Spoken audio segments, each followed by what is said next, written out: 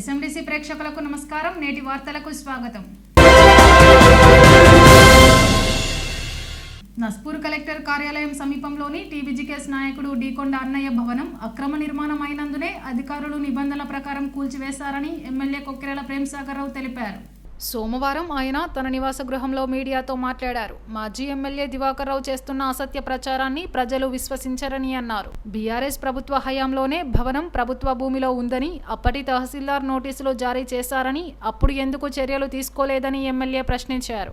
BRS నేతల అక్రమాలకు దివాకర్ రావు కొమ్ము కాశారని ఆరోపించారు. మున్సిపల్లో ఉద్యోగాలు పెట్టిస్తానని కౌన్సిలర్ హరికృష్ణ డబ్బులు తీసుకుని పని పెట్టించకపోగా డబ్బులు తిరిగి ఇవ్వలేదని, అందుకే బాధితులు పోలీసులకు ఫిర్యాదులు చేస్తే చర్యలు తీసుకున్నారన్నారు. బేర సత్యనారాయణపై అనేక ఫిర్యాదులు ఉండగా బాధితుల పక్షాన నిలవకపోగా దివాకర్ రావు రోడ్లపై ఆందోళన చేయడం శోచనీయమన్నారు. తప్పు ఎవరు చేసినా చట్టపరమైన చర్యలు ఉంటాయని తెలిపారు. తాను ప్రజల పక్షాన ఉంటాను తప్ప తప్పులు చేసే వారికి మద్దతు ఇవ్వమని ప్రేమ్సాగర్ రావు స్పష్టం చేశారు.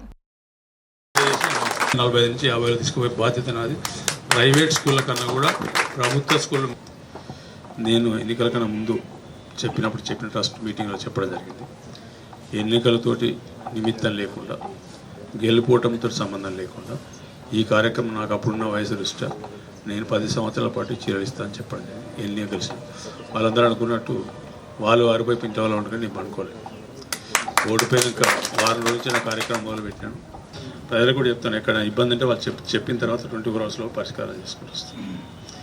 ఇట్లా ఏవైతే ఎన్నికల ముందు చెప్పినదో మంచినీళ్ళు చేసినాం. హాస్పిటల్ జీవో తీసుకొచ్చిన కరగట్లు ఇంకొద్ది రోజులు వస్తుంది. ఇది కాకుండా సింగరేణి ప్రాంతాలు చాలా సందర్భాలు చెప్పిన పట్టాల గురించి దానికి కూడా తుది దశకు వచ్చింది. ఇవన్నీ చేసుకుంటూ పోతూ ఈ నియోజకవర్గంలో అంతకుముందు బాగుందా వాయికుందా మీ అందరికీ తెలుసు, ఇక్కడ చాలామంది తెలుసు. గడిచిన టీఆర్ఎస్ ప్రభుత్వంలో 10 సంవత్సరాలకి ఉన్న ఎమ్మెల్యేలు కానీ టీఆర్ఎస్ లీడర్లు ఏ రకమైన అరాచకాలు చేసిండ్రో, ఏ రకంగా ప్రభుత్వం సంబంధించిన వ్యవస్థలు కానివ్వండి, ప్రభుత్వం సంబంధించిన భూములు కానివ్వండి, ప్రభుత్వం సంబంధించిన ఉసుక కానివ్వండి, ఈ రౌడీజం గుండేజం నా పేరు పెట్టినో నాకు ప్రాబ్లం లేదు, నాకు అలా అలవాటు అయిపోయింది. వాళ్ళు నిన్న గౌరవ మాజీ శాసనసభ్యులు 20 సంవత్సరాల శాసనసభ్యులు వారు ఒక మాట చెప్పారు, నోటీసులు ఇవ్వలేదని. నోటీసులు ఇవ్వకుండా కొట్టాను. వారి మీద ఒకటే ప్రశ్న అడుగుతాను. ప్రభుత్వ భూములలో కట్టిన బంగ్లాలు, రోడ్లు కబ్జా చేసి ఇల్లు కట్టినాయి, ఇవన్నిటి మీరు సమర్థిస్తున్నట్టే అని నిన్నటి ప్రెస్ మీట్ కానీ, పోయినసారి ఐబీ మన ఫ్లైఓవర్ మీద అడ్డమనుడు కానీ ఇవన్నీ అర్థమవుతున్నాయి. అలా అంటే దీని ఆ ఎమ్మెల్యే గారు దీన్ని సమర్థిస్తున్నాడు. అంటే ఆయన 15 సంవత్సరాల అధికారంలో ప్రభుత్వ భూములలో ఎవరు పడతారు, ఇల్లు కట్టుకోవాలి, పైసలు ఇవ్వాలి, పైసలు తీసుకోవాలి, ఇది తప్ప ఇంకో పని ఏం లేదు. ఆయన మంది గురించి మాట్లాడే అర్హత ఆయనకు లేదు. ఆయన ఆడ కూడా వస్తాయి. ఇవాళ చెక్కల కన్నా పోతే తర్వాత మీరే ఇబ్బంది పడతారు. కానీ ఇది మొదలైంది, ఏది ఇచ్చిపెట్టే ప్రసక్తి లేదు. ఇక మిగిలింది నోటీసులు అంటారా, దానికి నోటీసులు ఇచ్చిన మున్సిపాలిటీ వాళ్ళు నోటీస్ ఇచ్చారు, ఎంఆర్ఓ రిపోర్ట్లు ఇచ్చారు. మున్సిపాలిటీ వాళ్ళు నోటీసులు ఇచ్చి లాస్ట్కు వాళ్ళు తీసుకోకపోతే ఈ డిస్మెంట్ల కన్నా వారం ముందో 9 రోజుల ముందో మన గోడ కతికేసి ఫోటోలు తీసిన కాపీలు ఉన్నాయి, మీరు కావాలంటే ఎంఆర్ఓ ఆఫీస్ మన మున్సిపల్ ఆఫీస్ తీసుకోవచ్చు. నోటీసులు ఇవ్వలేదని చెప్పాను. ఇక వీటికి ఎట్లా నోటీస్ ఇచ్చినా ఏమి ఇచ్చారో మీరే చెప్పాలి. మరి నువ్వు 2.5 సంవత్సరాల గడ్డి వీకినావు, లేకపోతే అందులో ఎన్ని పైసలు తీసుకున్నావు, లేకపోతే ఆడికెళ్ళి ఏమన్నా ఇటు పంపించారా, ఇక నాకు తెలియదు. మరి ఆయన చెప్పాలి జవాబు దానికి. నోటీసులు ఇవ్వలేకుండా చేసిండ్రు అనే మాట మాట్లాడాను. అంటే గవర్నమెంట్ ల్యాండ్లో కట్టుకుంటే ఇక నోటీసులు కోసం తీసుకుంటూ కూర్చున్నారా, లేకపోతే తీసుకుంటే చేస్తారా? ఖచ్చితంగా చట్టం తన పని తాను చేసుకుని పోతుంది. ఖచ్చితంగా ప్రభుత్వ భూములు కాపాడే బాధ్యత అధికారుల మీద, అధికారులతో పాటు నా మీద ఉండేది కాబట్టి ఖచ్చితంగా కాపాడుతాం. ఇక రెండోది, వారికన్నా ముందు మొత్తం ఈ నియోజకవర్గంలో ఈ గడిచిన నిర్ణయం వాళ్ళ నుంచి చదివి తర్వాత వారి గురించి కూడా చెప్పేది నాకు. మాజీ ఎమ్మెల్యే గారి గురించి చెప్పేది నాది. ఇది ఆయన సేల్ లీడ్ చేసింది గోపాలరావు భార్య అన్నయ్య. సర్వే నెంబర్ వేసింది 40/2, కట్టింది 42. దానికన్నా ముందే వారం ముందో 10 రోజుల ముందో ఇదే సేమ్ సర్వే నెంబర్ అని చెప్పి నా గోపాలరావు గారు కాంపౌండ్ వాళ్ళు కట్టి ఆల్మోస్ట్ ఫంక్షన్ హాల్ కూడా కట్టే దశకు పోతే అది కూడా గురవటం జరిగింది. ఒక 5 ఏళ్ళ కింద 6 ఏళ్ళ కింద, లేకపోతే 2016 తర్వాతనే. అప్పుడు 40 లక్షల స్కూల్ బిల్డింగ్ శాంక్షన్ వచ్చింది. జాగా లేకుండా ఈ బేర్ సత్యన్ అనే మనిషి ఎవరో ల్యాండ్ లార్డ్స్కు 10,000, 20,000, 50,000 ఎంత ఇచ్చి నాకు తెలియదు కానీ ఇచ్చి దాన్ని రిజిస్టర్ చేసుకొని ఇది నేను డొనేట్ చేస్తున్న స్కూల్కి అని చెప్పి డొనేట్ చేస్తే ఆ కాంట్రాక్ట్ చేసుకున్నాడు. సరే అది పూర్తి కాలేదు, స్లాబులు వేసి గోడలు కట్టిన మిగతా ఏం కాలేదు. సరే ఈ లోపల మొన్న అప్పటిదాకా వీళ్ళకు కూడా అధికారులకు తెలియదు, మరి అధికారులు కూడా ఎవరు నిద్రపోతారో నాకు తెలియదు. కానీ ఈ స్కూల్ పెడదామని ఈ స్కూల్ కన్స్ట్రక్షన్ మొదలని పోతే ఇది కనబడటం ఇది ఏంటంటే ఆయన తీరా చూస్తే ఏంటంటే ఆ సేల్ డీడ్ చేసుకొని ఆ సేల్ డీడ్తో పాటు ఆ ల్యాండ్ ప్రభుత్వానికి స్కూల్ విద్యాశాఖకు గిఫ్ట్ ఇచ్చిండు. మన స్కూల్ కోసం గిఫ్ట్ ఇచ్చిండు. ఆ గిఫ్ట్ ఇచ్చినాకనే అది స్కూల్కు వర్క్ స్టార్ట్ అయింది, అది కంప్లీట్ అయింది. తర్వాత ఆయన ఏమనుకున్నా అందరు మర్చిపోయిన వాడు చూడలేదు అనుకున్నాడు. దాన్ని మొత్తం ఆ స్కూల్తో పాటు ఉన్నది ఇంక ఎకరం ఆ దగ్గర ఉండే అవన్నీ లేఅవుట్ చేసేసి ప్లాట్లు అమ్మేసాం. ఆ సందర్భంగా వెరిఫై చేస్తే అది ఏదైతే ఉందో ఆ స్కూల్ లేఅవుట్ చేసిన కాడ మొత్తం ఇళ్ళకి నీళ్ళు పోతాయి చేసి మొత్తం క్లెవర్ చేసి నీళ్ళు పోకుండా చేసి వేరే మట్టి పోసి సాల్వ్ చేసినాం. చేసినాక 2 రోజులకు పోయి మళ్ళీ దాన్ని ప్లాట్లు చేసాం. ఇక ఆ సందర్భంలో ఇవన్నీ తీస్తే మొదలైంది. ఆడ మొదలైన పంచాయతీ ఇక మొత్తం తవ్వకుండా పోతే ఇడిదాకా వచ్చింది. అది లాస్ట్కి ఇప్పుడు స్కూల్ కష్టాలు తీసుకున్నాం, అది లేవటానికి క్యాన్సిల్ చేసినాం. ఆ ఇళ్ళకి నీళ్ళు పోకుండా కూడా చేసినాం. మీరు ఏం చేయమంటే అది చేస్తే ఇచ్చిపెట్టేసి మొత్తం ఊరి మీద ఆంబోతులకు ఇచ్చిపెట్టమంటారా? చట్ట ప్రకారం చర్యలు తీసుకోమంటారా? మీరు చెప్పండి. ఇది బేరసత్యనారాయణ గారి చరిత్ర. ఇక్కడ చరిత్ర మీకు తెలుసు, నేను చెప్పడం అవసరం లేదు. ఇక్కడ చరిత్ర కూడా ఏం జరిగింది, ఈ టెన్షన్లో ఒకడు మందాగి సూసైడ్ చేసుకపోతే కేసులు అయినాయి. ఇది అంటే రాష్ట్రం ఇటువంటి ఎక్కడ జరిగే ఒక మన నియోజకవర్గంలో జరిగింది. ఇక్కడికి పేర్లు ఎప్పుడు అవసరం లేదు అనుకుంటే ఆ పేరు అయింది, ఆల్రెడీ పోవుడు అయిపోయింది, అచ్చడు అయిపోయింది. ఆయన ఏదో ఉద్యమ వీరులు లెక్క జనాలు పోయి ఒకరికొకరు జైల్లోకి పోయి సూచచ్చుడు అని చేస్తారు. వర్కర్ల దగ్గర డబ్బులు తీసుకొని జైలుకు పోతే ఆ టీఆర్ఎస్ నాయకులకు బీజేపీ నాయకులకు వర్కర్ల లెక్క మొత్తం అదే ఉద్యమం నుంచి వచ్చినట్టు చేస్తాను. ఉద్యమం పోయి జైలుకు పోయి సందర్శించుకొని వస్తాను. ఈ పరిస్థితి ఉన్నది ఇక్కడ. మూడోది ఇంకా ఇవన్నీ చాలా ఉన్నాయి. బీజేపీ వాళ్ళు, టీఆర్ఎస్ నాయకులు వీళ్ళందరూ ఇంకేమేమి లీలలు చేస్తున్నారు. ఇప్పుడు కొన్ని శాంపుల్ దొరికినాయి, ఇంకా కొన్ని కూడా దొరుకుతాయి. ఎమ్మెల్యే గారికి మాత్రం ఖచ్చితంగా చెప్తున్నాను, ఈ హనుమంతరావు పంచాయతీ, దీని తర్వాత సుపారి పంచాయతీ, ఈ 2 కాకుండా ఇంకోటి ఈ నియోజకవర్గంలో ఇదివరకు లేనిదో కొత్తది మొదలుపెట్టింది. ఖచ్చితంగా ఇక్కడ డ్రగ్స్ నడుస్తున్నాయి. డ్రగ్స్ నడితే మీ అందరికీ తెలుసు, ఇక్కడ ఉన్న మా వాళ్ళందరికీ. ఏంటంటే గ్రామీణ ప్రాంతం దాకా పోయినవి. దానికి పునాది ఎక్కడ పడ్డది? నీ కొడుకు తెచ్చిండా? నీ కొడుకు ఎవరి దగ్గరికి వెళ్ళి తెచ్చిండు? కొన్ని తెలుసు నాకు. నేను ప్రతిదీ ఆధారంతో సహా బయట పెట్టే టైం వచ్చింది. ఇక్కడ రూల్ లేదు. కొడుకు తెలుసు, కొడుకు ద్వారా రాకెట్ ద్వారా 10 మంది పోరాటాలకు పెట్టి నువ్వు ఎట్లా పంచిచ్చినావు, ఎట్లా పంపించినావు అన్నీ తెలుసు నాకు. కాబట్టి ప్రతిదీ ఆధారం కోసం చూస్తున్న ఆధారాలు దొరుకుతాయి. ఇంకో 2 నెలలు పడుతుంది. ఖచ్చితంగా ఈ నియోజకవర్గంలో డ్రగ్స్ కానీ ఈవెన్ బ్రాండ్ విస్కీ కానీ టైం దాటి ఎవరైనా పిల్లలు లాగిన్ చేసినా కూడా కఠినమైన చర్యలు ఉంటాయి. ఇప్పుడు వీళ్ళందరినీ సమర్థిస్తున్న మాజీ ఎమ్మెల్యే గారికి ఒక 2-3 ప్రశ్నలు నేను అడుగుతాను. ఇప్పుడు వీళ్ళందరినీ మీరు సమర్థిస్తున్నారు కదా, ఇప్పుడు వీళ్ళందరూ నీ దగ్గర పనిచేశారు. అరణ్యాయకు 2018 ఎన్నికల వరకు నీ దగ్గరనే పనిచేసాడు. మొన్న 2019లో కూడా, 2023లో కూడా కొన్ని టీఆర్ఎస్ కొన్ని బీజేపీ ఓట్లించినాయి. మిగతా అందరూ పనిచేసారు. ఇప్పుడు చెప్పిన పేర్లు అన్నయ్య కానీ, పేరు సత్యనారాయణ కానీ, ముత్సత్య కానీ వీళ్ళందరూ నీకే పనిచేసి, ఇక్కడ వాళ్ళు కూడా నీకే పనిచేశాను. మరి నువ్వు నన్ను రౌడీకుండా అన్నావు, నువ్వు చేసింది ఏంటిది ఒక్కసారి అడుగుతాను చెప్పండి. వీళ్ళందరూ నీ వల్లని మన ఇది పేరు సత్యనారాయణ నాడు రోడ్డు మీద పడ్డవటం, ఫ్లేవర్ మీద అడ్డం పన్నావు, అయ్య కొడుకులు ఇద్దరు. మొన్న ప్రెస్ మీట్ పెట్టాం, నోటీస్ లేదు. నోటీస్ ఇచ్చిన కాయిదాలని 2021 అయింది. దానికి మీరు జవాబు చెప్పండి. పెద్దలు మీరు బాగా 20 సంవత్సరాల ఎమ్మెల్యేగా, 5 సంవత్సరాలు ఓడిపోయాక మాజీ ఎమ్మెల్యేగా 25 సంవత్సరాల అనుభవం ఉన్నది. ఇక మళ్ళీ మీకు కుర్చీకిచ్చి మర్చిపోండి. మేము కాకపోతే మీ మీద చాలా ఉన్నాయి చేయాలంటే, కానీ ఒక్కసారి చేస్తే ఇబ్బందిగా మెల్లమెల్లగా ఉన్నాయి. ఇంకా ఇవన్నీ ఒకటి తర్వాత తను తీస్తున్నా తమరి మీద కూడా. ఇక మిగిలింది ఒక పక్క బీజేపీ వాళ్ళు, ఒక పక్క టీఆర్ఎస్. వీళ్ళందరూ ఇలా ప్రజలు అర్థం చేసుకోవాలి. ఇవాళ వీళ్ళు చేసిన పనులకు ప్రజలు సమర్థిస్తే చెప్పండి, నేను అన్నీ సపరేట్గా మూసుకొని కూర్చుంటా. లేదు మీకు న్యాయం కావాలంటే తప్పు, నేను చేసేది తప్పారైతే చెప్పండి. ఖచ్చితంగా ఇట్లా చాలామంది ఎవరు నిడిచిపెట్టలేదు. ఒక్క బాధ తీయకుండా నష్టం జరగకుండా తీసి ఇవాళ చెప్తాను. ఈ సమావేశంలో మీకు ధైర్యంగా చెప్తున్నా, ఎవరెవరు ఈ చెప్పిన నాయకులు, ఇంకా వేరే టీఆర్ఎస్ నాయకులు, బీజేపీ నాయకులు ఎవరన్నా మీ భూములు అక్రమంగా కబ్జా చేస్తే ధైర్యంగా పోనీ. మీ భూములకి ఏదైనా ఉంటే నేనున్నా, ఏదంటే నాకు ఫోన్ చేయండి. మీకు అన్ని రకాల వ్యవస్థ, పోలీస్ సపోర్ట్ చేస్తారు, రెవెన్యూలు సపోర్ట్ చేస్తారు. మీ భూములు మీరు చేసుకోండి. దౌర్జంగా తీసుకున్నాయి, దొంగ కాయలు చూసినాయి, మీ మూలలో మీరు వెళ్ళిపోండి. నేను లాభే ప్రసక్తులు దేంతో దూరం నేను వస్తా చేస్తాను. శ్రీరాంపూర్లో 34 మంది యువకులకు సోమవారం జీఎం ఆఫీస్లో జీఎం సంజీవరెడ్డి కారుణ్య నియామక పత్రాలు అందజేశారు. ఈ సందర్భంగా జీఎం మాట్లాడుతూ యువ కార్మికులు సంస్థ పట్ల అంకిత భావంతో పనిచేసి సంస్థ అభివృద్ధికి తోడ్పడాలని కోరారు. సంస్థలో ఉద్యోగం దొరకడం అదృష్టంగా భావించి పనిచేయాలని కోరారు. క్రమశిక్షణతో పనిచేసి తల్లిదండ్రులకు మంచి పేరు తీసుకురావాలని అన్నారు.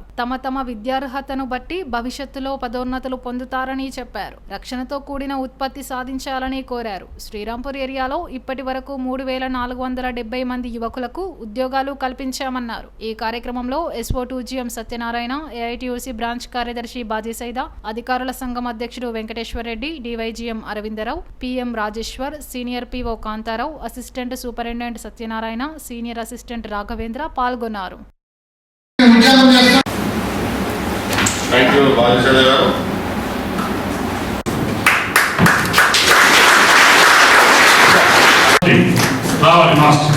అలాగే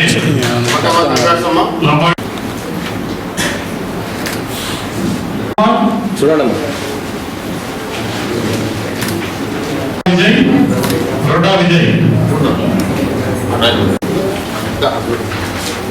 చూడండి సార్. గుండ్ర మధుకర్, రాలుబాబు మధుకర్. మీకు ఇస్తున్న ఆ ఉద్యోగాన్ని మీరు జాగ్రత్తగా రక్షణతో కూడినటువంటి మైండ్లో పెట్టుకొని చేస్తేనే రాబోయే భవిష్యత్తులో మీకు ఈ కంపెనీ అనేది ఉంటుంది. గవర్నమెంట్ ఒక్క పైసా కూడా మనకు సపోర్ట్ చేయదు, గుర్తుపెట్టు. ఒక్కసారి మైనస్ కనుక 2000-3000 కోట్లు ఒక సంవత్సరం వచ్చిందంటే మనం బ్యాంకుల దగ్గర పోయినా కానీ డబ్బులు ఇవ్వం. ఎందుకంటే మళ్ళీ ఆ యాక్షన్లో పోతాం కాబట్టి. ఇది మనం రిటర్న్ కట్టలేదని వాళ్ళకు కూడా డౌట్ వచ్చేస్తాయి. అవునగా 10 మంది దగ్గర అప్పు చేస్తే నేను ఎక్కడికి వస్తే తమ్మి అన్నానంటే ఇస్తావా, ఏం లేవన్నా మా దగ్గర కూడా చెప్తా లేదని అదే సిచ్యువేషన్ వస్తుంది ఓకేనా. కాబట్టి నేను ఒక్కడే చేయకపోతే ఏమైంది అనేది అట్లా మనం మనసులో పెట్టుకుంటే మటుకు మనందరం కలిస్తేనే శక్తి. సింగరేణి కలిసి 43,000 మంది కలిస్తేనే మహాశక్తిలో ఉంటుంది. అందరం కలిసి పనిచేస్తేనే ఈ కంపెనీ రాబోయే తరాల వాళ్ళకి మన తరానికి కూడా బ్రహ్మాండంగా ఉంటుంది. ఎందుకంటే అద్భుతమైనటువంటి మనకి లాభాలు వస్తాయి. మంచి ఇది క్వార్టర్స్ కట్టిస్తారు, రోడ్లు వేస్తారు, AC హాల్స్ అన్నీ వస్తాయి. ఏది రావాలన్నా కానీ ఇంట్లో డబ్బులు ఉన్నట్టే మీకు కంపెనీ కూడా.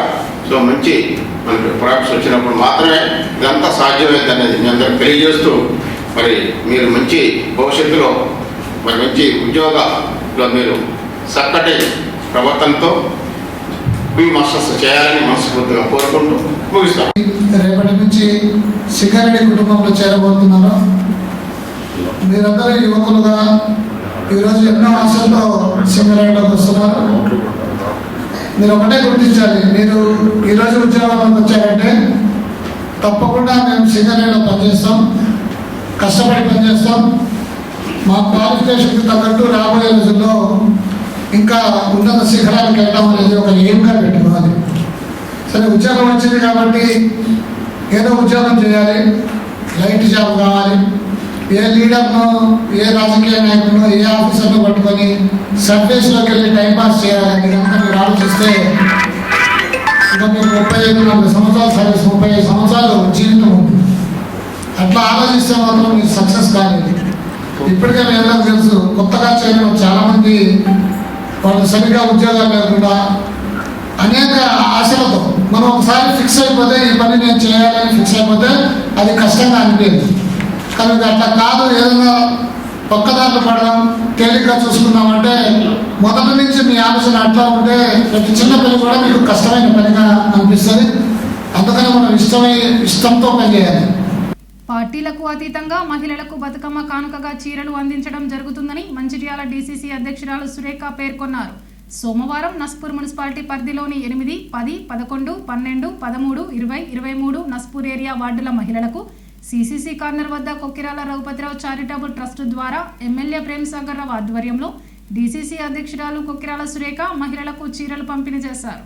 ఈ సందర్భంగా నస్పూర్ పట్టణ అధ్యక్షుడు బండారి సుధాకర్, నస్పూర్ మున్సిపల్ చైర్మన్ సుర్మిల వేణుల ఆధ్వర్యంలో వార్డుల వారీగా చీరలు అందించారు. ఈ సందర్భంగా మంచిర్యాల జిల్లా అధ్యక్షురాలు సురేఖ మాట్లాడుతూ గత 7 సంవత్సరాలుగా దసరా పండుగ సందర్భంగా మహిళలకు చీరలు అందించడం జరుగుతుందన్నారు. 10 సంవత్సరాలు మహిళలకు చీరలు అందిస్తామని చెప్పిన విధంగా ఇస్తామన్నారు. నస్పూర్ మున్సిపాలిటీలో ప్రతి ఇంటికి నీరు సరఫరా చేస్తున్నామన్నారు. నస్పూర్ అభివృద్ధికి కృషి చేస్తానని చెప్పారు. ఈ కార్యక్రమంలో నస్పూర్ వైస్ చైర్మన్ గెల్లు రజిత, కౌన్సిలర్లు బండి పద్మ, సీపతి సుమతి, బోయ మల్లయ్య, తోట శ్రీనివాస్, ప్రకాష్ రెడ్డి, పూదరి కుమార్, బొద్దున సంధ్యారాణి, నాసర్, మహిళా జిల్లా అధ్యక్షురాలు Hemalatha, single window director Dharni Madhukar Sujatha, జిల్లా యూత్ అధ్యక్షుడు సంపత్ రెడ్డి, పట్టణ అధ్యక్షుడు నరిగె నరేష్, యశోద, నాయకులు భీమిని రాజేష్, వనపర్తి రాజేష్, ధర్ని మల్లేష్ పాల్గొన్నారు.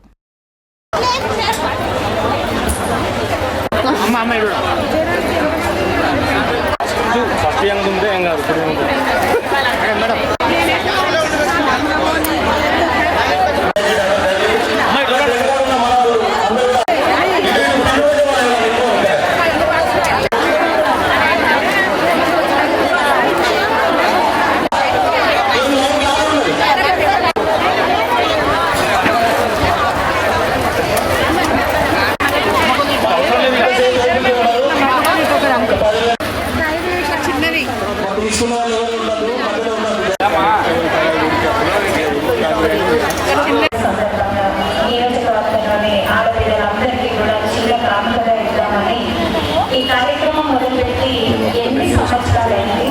అయితే ట్రస్ట్ సభ్యులతో కానించి పెద్ద ఎత్తున చీరలు ఇవ్వడం అనేది 6వ సంవత్సరం. ప్రేమసాగరరావు గారు ట్రస్ట్ సభ్యులతో కానించినప్పుడు చెప్పారు, మీ అందరికీ 10 పెట్టి 4 వేలు వస్తాయని. ఆ తర్వాత కూడా వస్తే ఆయన ముందు అనుకున్నది 10 నడిపిస్తామని చెప్పి ఆమె ఇప్పుడు దాదాపు 1 లక్ష మంది మన ట్రస్ట్ సభ్యులను తీసుకున్న మహిళలు ఉన్నారు.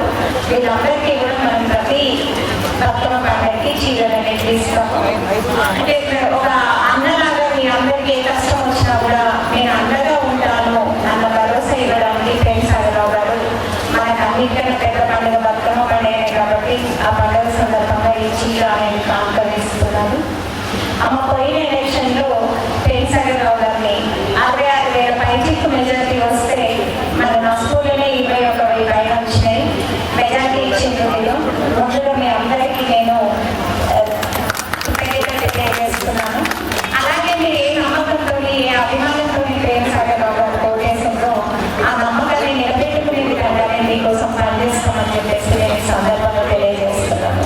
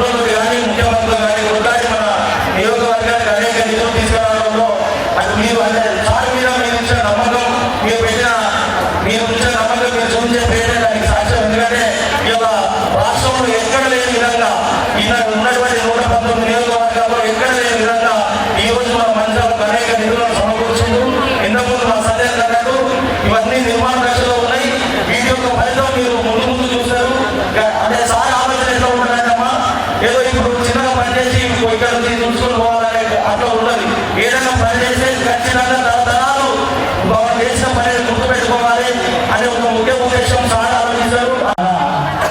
ఆడ మహిళలందరికీ స్వయం వల్ల అండగా చెప్పేసి వారు చిత్రంగా మేము ఇస్తున్నారమ్మా. మీరు అందరూ ధన్యవాదాలు చేస్తాం. ఎందుకంటే గత రాష్ట్రం 25 పరిపాలించినా కూడా ఎన్నో రూపాయలు సంపాదించుకొని ఇంట్లో పెట్టుకున్నారు.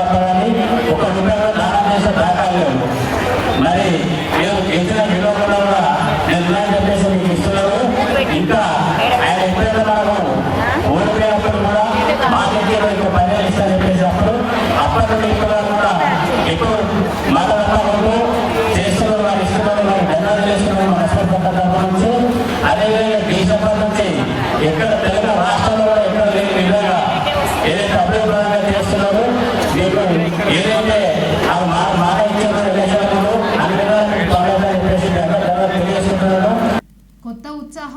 స్ఫూర్తితో ఉద్యోగులు వృత్తిలో ఉద్యోగ బాధ్యతలు నిర్వర్తించాలని Kaleshwaram zone chief conservator of forest B Prabhakar పేర్కొన్నారు.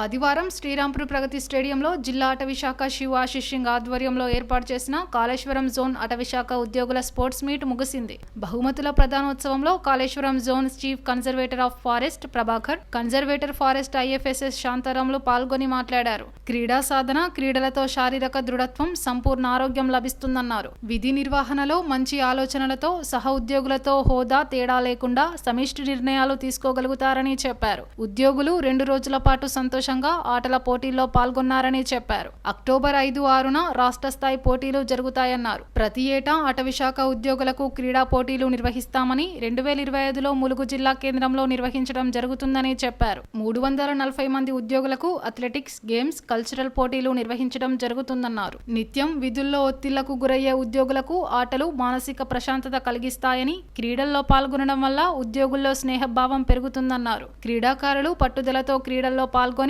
రాష్ట్ర, ఆల్ ఇండియా స్థాయి పోటీల్లో రాణించి కాళేశ్వరం జోన్ కు మంచి పేరు తీసుకురావాలని కోరారు. అనంతరం ఛాంపియన్షిప్ సాధించిన మంచిర్యాల క్రీడాకారులకు, విజేతలకు బహుమతులు అందించారు. ఈ కార్యక్రమంలో DFO Asifabad Neeraj Taberiwal, DFO Mulugu B Vasantha, DFO Peddapalli Shivayya, Sushant Singh FDO Kagaz Nagar, Sarveshwar FDO Mancherial, TV Bapu FDO Mancherial, FROలు G Ratnakar Rao, Subhash, Purnachandar, M Sadanandam, G Appala Kondaiah పాల్గొన్నారు.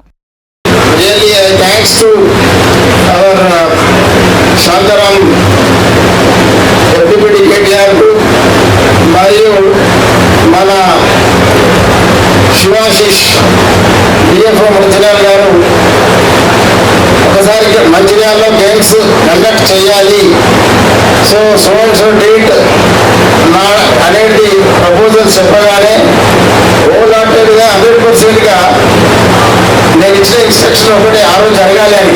కానీ సవ్యంగా శివాశిష్ గారు, మన సర్వీస్ మరియు వాళ్ళ టీం చూస్తున్నాను. నిన్న నుంచి అబ్జర్వ్ చేస్తున్న రత్నాకర్ కానీ, సుభాష్, ప్రవీణ్ నాయక్, ఆ టీం అంతా ఎంత కష్టపడి పనిచేస్తున్నారంటే నిజంగా ఆ DFO గారికి, ఎంటైర్ మంచిర్యాల స్టాఫ్ అందరికీ కూడా నేను అభినందనలు తెలియజేస్తున్నా. ఇదొకటి అంటే ఒక అవకాశం వచ్చినప్పుడు అనేది మన యొక్క ఎఫిషియన్సీని చూపించుకోవడానికి ఇది ఒక మంచి అవకాశం. సో నేను చేసినా చేయకపోయినా గేమ్స్ అయిపోతుంది, లిస్ట్ తయారైతుంది. కానీ రియల్గా ఒక సక్సెస్ఫుల్గా ఒక ప్రొఫెషనల్గా పూర్తిగా హోల్హార్టెడ్గా చేయడం అనేది నిజంగా అది ఒక కమిట్మెంట్కు నిదర్శనం. సో ఈ శాంతారాం గారి పర్యవేక్షణలో నిజంగా DFO గారు వారి టీం చేసిన దానికి నిజంగా మరోసారి అభినందిస్తూ, మరియు DFOలు మన 5 జిల్లాల DFOలు, మన FDOలు స్పోర్ట్స్ కొరకు చెప్పగానే వాళ్ళ టీమ్స్ అందరినీ కూడా సమాయత్తం చేసి వాళ్ళందరూ కూడా పార్టిసిపేట్ అయ్యి మీ అందరినీ ఇక్కడికి పంపించి గేమ్స్ ఆడడానికి అందరికి సహకరించినందుకు వారికి కూడా ఈ సందర్భంగా నేను ధన్యవాదాలు తెలియజేస్తున్నా, వాళ్ళని కూడా అభినందిస్తున్నాను. మనకు తెలుసు ఈరోజు మన స్పోర్ట్స్ మీట్ మన జోనల్ లెవెల్ ఒక 5 జిల్లాలు మాత్రమే. కానీ ఇప్పుడు మీరందరూ ఒక టీంగా పనిచేయాల్సినటువంటి నెక్స్ట్ అంతా కూడా ఒక టీం. ఇప్పుడు దాకా Mancherial team, Mulugu team, Bhupalpalli team, Asifabad team, ఇప్పుడు అలా కాదు ఇంకా. మీరు అందరూ కూడా ఒక team. Kaleshwaram volleyball team, Kaleshwaram cricket team, Kaleshwaram kabaddi team. మీ అందరికీ కూడా ఈ సందర్భంగా మనం చేయడం ఏంటంటే ఒక స్ట్రాంగ్ టీం తయారు చేసి ఆల్రెడీ మన సెలెక్టర్స్ తయారు చేస్తున్నారు. అందులో ఇంకేమైనా తేడాలు ఉన్నా కూడా సబ్సిక్వెంట్గా కూడా మీరు కూడా యాడ్ చేయవచ్చు. మనము ఈ 5-6 తారీఖులో స్టేట్ లెవెల్లో జరగబోయే స్పోర్ట్స్ మీట్ కాళేశ్వరం నుంచి ఒక స్ట్రాంగ్ టీం తయారైపోయి దానికన్నా ముందు ఒక 2-3 డేస్ మనం మంచిర్యాలలో దాన్ని మళ్ళీ కొంత ప్రాక్టీస్ చేసుకొని మనము స్టేట్లో 5-6 తారీఖులలో పోవాలనేది ఆ యొక్క నిర్ణయం. మీరందరూ కూడా దానికి సమాయత్తం అయిపోయి ఈ కొన్ని రోజులు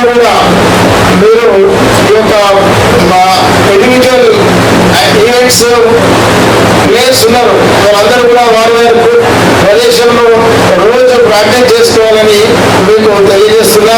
సింగరేణి కార్మికులు కాంగ్రెస్ ప్రభుత్వంపై ఆగ్రహం వ్యక్తం చేస్తున్నారని టీబీజీకేఎస్ ప్రధాన కార్యదర్శి కె సురేందర్ రెడ్డి, ఉపాధ్యక్షులు పెట్టం లక్ష్మణ్లు పేర్కొన్నారు. సోమవారం టీబీజీకేఎస్ అధ్యక్షుడు మిర్యాల రాజిరెడ్డి ఆధ్వర్యంలో అన్ని ఏరియాల్లోని గనులు, ఓసీపీలు, డిపార్ట్మెంట్లపై కార్మికులు నల్ల బ్యాడ్జీలు ధరించి సంస్థ వాస్తవ లాభాల్లో నుంచి 1550 కోట్ల వాటా బోనస్ చెల్లించాలని కార్మికులు నల్ల బ్యాడ్జీలు ధరించి నిరసన తెలిపారు. శ్రీరాంపూర్ ఎస్ఆర్పీ గనిపై ప్రధాన కార్యదర్శి సురేందర్ రెడ్డి, ఉపాధ్యక్షుడు పెట్టం లక్ష్మణ్, కేంద్ర నాయకులు సాదుల భాస్కర్, తౌటి సురేష్, వెంకట్రెడ్డి, గంగాధర్, సాల్మన్, సిరాజ్ పాషా, గోపీనాయక్, ఆర్కే5 గనిపై ఇన్ఛార్జ్ దుర్గం రవి, జాడి శ్రీనివాస్, పాపిరెడ్డి, రమేష్, ఆర్కే న్యూటెక్ పై ఎండా లాలా, ఉప్పాల సంపత్, ఎస్ఆర్పీ1 గనిపై పి రవిచంద్ర, వికాస్, మేడం తిరుపతి, మారం శ్రీనివాస్, శ్రీరాంపూర్ ఓసీపీ పై ఇన్ఛార్జ్ గడ్డం సుధాకర్, సారయ్య, ఐకే1 పై రత్నాకర్ రెడ్డి, ఆకుల రవీందర్, సందీప్, ఆర్కే6 గనిపై కేంద్ర చీఫ్ ఆర్గనైజింగ్ కార్యదర్శి పొగాకు రమేష్, కార్యదర్శి అన్వేష్ రెడ్డి, రమేష్, గొర్ల సంతోష్, ఆర్కే7 గనిపై ఇన్ఛార్జ్ రాజు నాయక్, బిరుదు శ్రీనివాసులు కార్మికులు నల్ల బ్యాడ్జీలు ధరించి ఆందోళన చేశారు. ఈ సందర్భంగా రాష్ట్ర ప్రధాన కార్యదర్శి సురేందర్ రెడ్డి మాట్లాడుతూ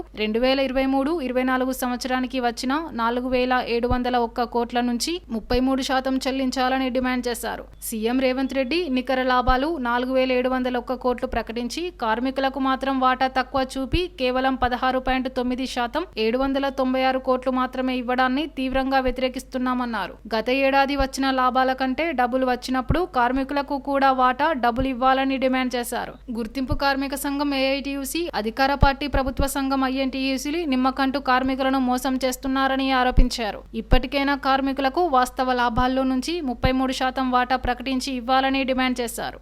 3% ఇస్తున్నామంటే అందరూ సంతోషపడ్డారు.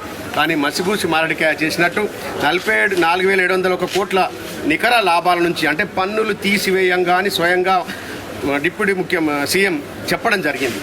దాని మీద ఇవ్వాల్సింది పోయి కేవలం 2412 కోట్ల మీద 33% అంటే మేము 796 కోట్లు ఇస్తున్నాం. గత సంవత్సరం కన్నా ఒక్కొక్కరికి 20,000 ఎక్కువ వస్తున్నాయని ఏవో పలుకుతున్నారు. అసలు మీ ఇంట్లోకెళ్ళి ఇస్తున్నారా?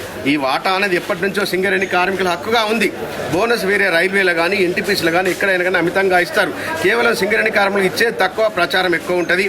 కాబట్టి జరిగిన అన్యాయాన్ని వెంటనే సరిదిద్దాలని తెలంగాణ బొగ్గని కార్మిక సంఘం కోరుతుంది. ఈరోజు సింగరేణిలో ఒకప్పటిలాగా చదువుకోని వారు కార్మికులు లేరు. యువ కార్మికులందరూ కొత్తగా 15,000 మంది యువ కార్మికులు వచ్చి అవుట్సోర్సింగ్ ద్వారా వచ్చిన 18,000 మందిలో మెజారిటీ 90% మంది పీజీలు, బీటెక్లు, తర్వాత మంచి మంచి ఉద్యోగాలు చేసి వచ్చిన వాళ్ళు కూడా ఇక్కడికి వచ్చి సింగరేణిలోకి వచ్చి మా తల్లిదండ్రులతో మంచిగా ఉండొచ్చు, బోనస్లు ఉంటాయి, మెడికల్ ఫెసిలిటీస్ ఉంటాయి. అంటే మెడికల్ ఫెసిలిటీస్ మాత్రం అగమ్యగోచరంగా తయారైనవి.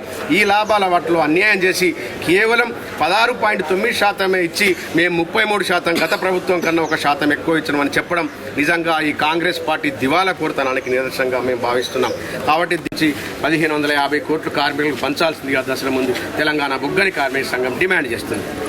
తెలంగాణ బొగ్గని కార్మిక సంఘం రాష్ట్ర అధ్యక్షులు గౌరవనీయులు మిర్యాల రాజిరెడ్డి గారి పిలుపు మేరకు సింగరేణి ఉద్యోగులకు మేనేజ్మెంట్ ఏదైతే లాభాల వాటా 4701 కోట్ల నుంచి రావాల్సిన 33% వాటాలో 1550 కోట్లు ఇవ్వకుండా 793 కోట్లకే పరిమితం చేసి మిగతా అమౌంట్ను సంక్షేమ కార్యక్రమాలకు, భవిష్యత్ ప్రణాళిక కొరకు ఉంచడం జరుగుతుందని కాంగ్రెస్ గవర్నమెంట్ తెలియజేయడం జరిగింది. ఇది సరైన విధానం కాదు. ఇదివరకున్న గవర్నమెంట్ కానీ, యూనియన్స్ కానీ మేనేజ్మెంట్తో మాట్లాడి సరైన విధానంలో నికర లాభాల మీద 32% వరకు అంతకుముందు సంవత్సరం కూడా ఇవ్వడం జరిగింది. మరి ఆ విధంగా ఇవ్వకుండా ఇవాళ సంక్షేమ కార్యక్రమాలతోని అమౌంట్ పక్కకు పెట్టి ఇంత తగ్గించడం వల్ల కార్మికులకు దాదాపు 3,80,000 నుంచి 4 లక్షల వరకు వచ్చే అమౌంట్ ఇలా 1,70,000 నుంచి 1,90,000 వరకు యావరేజ్గా తగ్గిపోవడం జరుగుతున్నది. అంతేకాకుండా ఇలా ఆర్థికంగా హాస్పిటల్లో ఇవాళ ఎంత జరగాల్సిన ఇటువంటి పరిస్థితుల్లో ఇవాళ ప్రతి కుటుంబంలో అనారోగ్యంగా ఎన్నో ఒడిదుడుకులతో ప్రైవేట్ హాస్పిటల్కి వెళ్ళాల్సిన పరిస్థితి ఏర్పడుతుంది. ఎందుకు అంటే కంపెనీ హాస్పిటల్లో ఎటువంటి పరిస్థితులు కూడా ఘోరంగా దీన పరిస్థితులు ఉన్నాయి. మెడిసిన్స్ లేవు, డాక్టర్స్ లేరు, బెడ్స్ లేవు. ఇది చాలా ఇబ్బందికరమైన పరిస్థితి ఉన్నది. ఇలా బయటకు వెళ్ళడం వల్ల ప్రతి కార్మికుడికి కార్మికుల కుటుంబ సభ్యునికి ఇబ్బంది ఏర్పడుతుంది. ఎక్కడ చూసినా చికెన్ గునియా, తర్వాత ఈ మలేరియా, ఇన్ని రకాల హాస్పిటల్స్ ప్రాబ్లమ్స్ రావడం వల్ల వాళ్ళని పట్టించుకోకుండా ఇవాళ ఈ వచ్చే లాభాలను కూడా మళ్ళీ మిస్గైడ్ చేసి పంపడం వల్ల చాలా నష్టం జరుగుతుంది. మరి ఇవన్నీ చేసే బదులు ఈ అమౌంట్ని ఏం చేస్తున్నారు? కార్పొరేట్ స్కూల్ కట్టిస్తారా, మరి ఏం చేస్తున్నారు అనేది ఒకటి విద్యా సంస్థలు చేస్తున్నారా, ఏ విధంగా వీరు ఈ డబ్బులు ఖర్చు చేస్తారనే క్లారిటీ కూడా ఇవ్వకుండా చేయడం జరుగుతున్నది. నేటి ఎస్ఎండిసి న్యూస్ ఇంతటితో సమాప్తం. తిరిగి ప్రసారమయ్యే ఎస్ఎండిసి న్యూస్లో మళ్ళీ కలుద్దాం. అంతవరకు సెలవు. నమస్కారం.